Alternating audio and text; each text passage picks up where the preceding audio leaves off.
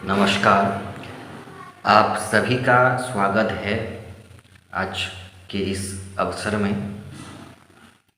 आज की जो कविता है वह कुछ मात्रा में पौराणिक विषय वस्तु आधारित है। प्राचीन इतिहास में महाभारत के युग में जितने भी घटनाएं घटी हैं उन सभी घटनाओं से हमें बहुत कुछ सीख मिली है। कुछ घटनाएं ऐसी हैं जो उस समय में भी प्रासंगिक थी और आज के ज़माने में भी प्रासंगिक है। तो इस प्रासंगिकता को आधार बनाकर मैं एक ऐसा चरित्र ढूंढ कर लाया हूँ और उस चरित्र के माध्यम में वर्तमान जो भारत की स्थिति है उस स्थिति को दर्शाने की कोशिश करने का प्रयास किया हूँ इस कविता के माध्यम से। तो एक सबसे इम्पोर्टेंट चरित्र थी द्रौपदी, जो भारतवर्ष कुलवधू थी, पांडवों की पत्नी।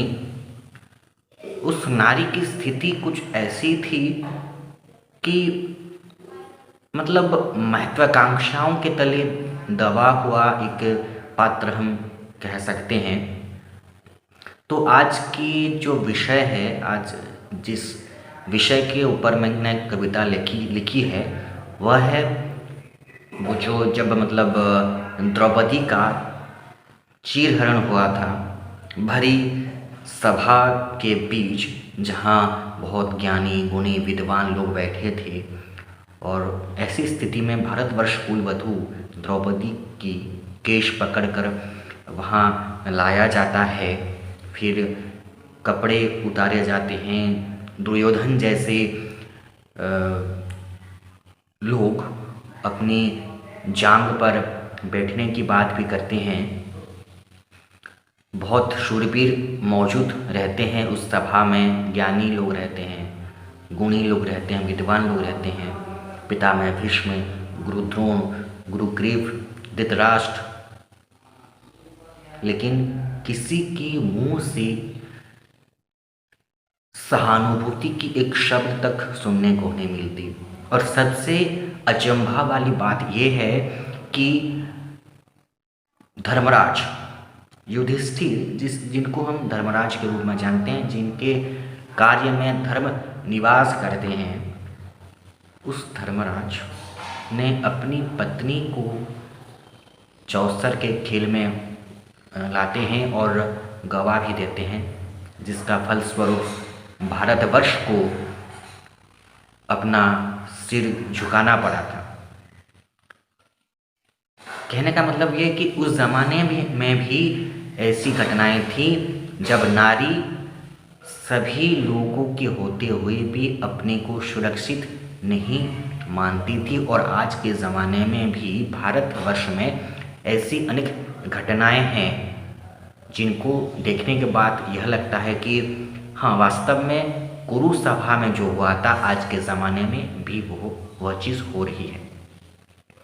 तो आइए इस विषय को आधारित एक कविता सुनते हैं।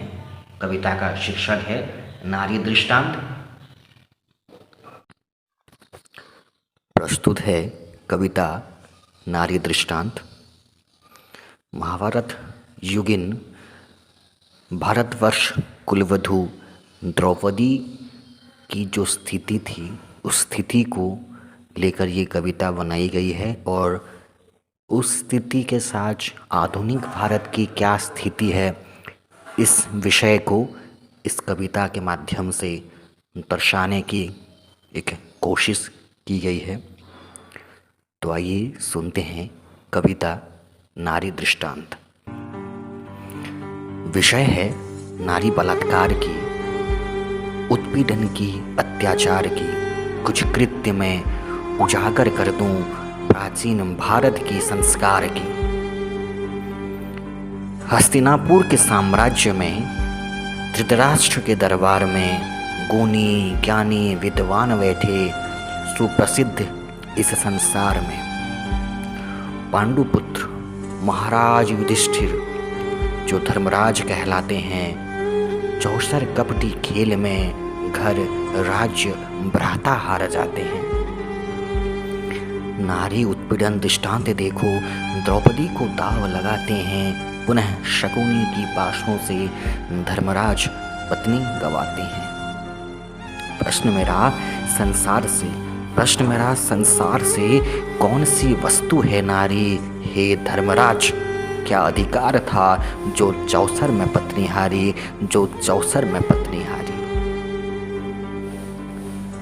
अत्याचार की अब दृष्टांत देखो, केश पकड़े दुशासन को, देखो चिल्लाती द्रौपदी को, एक सर्वहरा नारी जीवन को।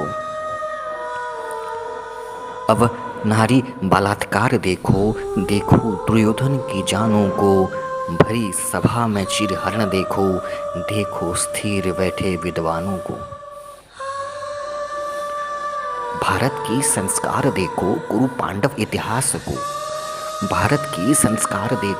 कुरु पांडव इतिहास को, अनुमान करो नारी स्थिति को और आज उसके परिहास को। न भारत बदला था, न भारत बदलेगा,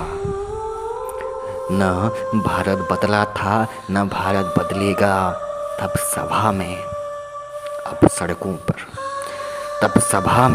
अब सड़कों पर ऐसा ही चित्र मिलेगा।